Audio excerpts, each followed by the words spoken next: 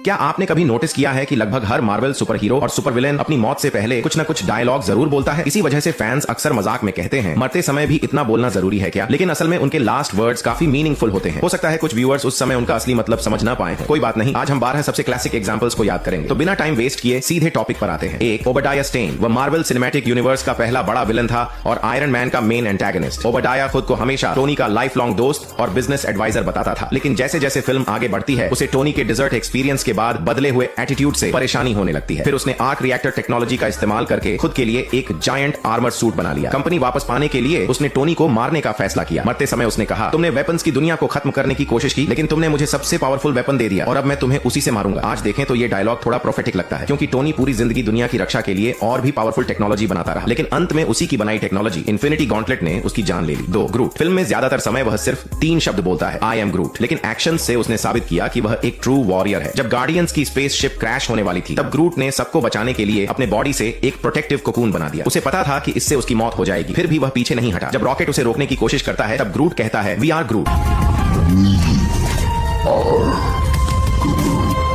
यह moment unity और love का पावरफुल सिंबल था। गार्डियंस ऑफ द गैलेक्सी के डायरेक्टर ने कंफर्म किया कि बाद में जो ग्रूट दिखता है वह ओरिजिनल ग्रूट का बेटा है, मतलब उसका सैक्रिफाइस परमानेंट था। 3, Quicksilver. Avengers as of Ultron में वांडा और क्विकसिल्वर को इंट्रोड्यूस किया गया। शुरुआत में वे विलेंस थे, लेकिन बाद में अपनी गलती समझकर अवेंजर्स की साइड आ गए। फाइनल बैटल में क्विकसिल्वर ने हॉकाई और एक बच्चे को बचाने के लिए खुद को गोलियों के सामने खड़ा कर दिया। जब हॉकाई शॉक्ड होकर उसे देखता है तो क्विकसिल्वर अपने पुराने ओवर कॉन्फिडेंट डायलॉग की तरफ इशारा करते हुए सार्कास्टिक टोन में कुछ कहता है।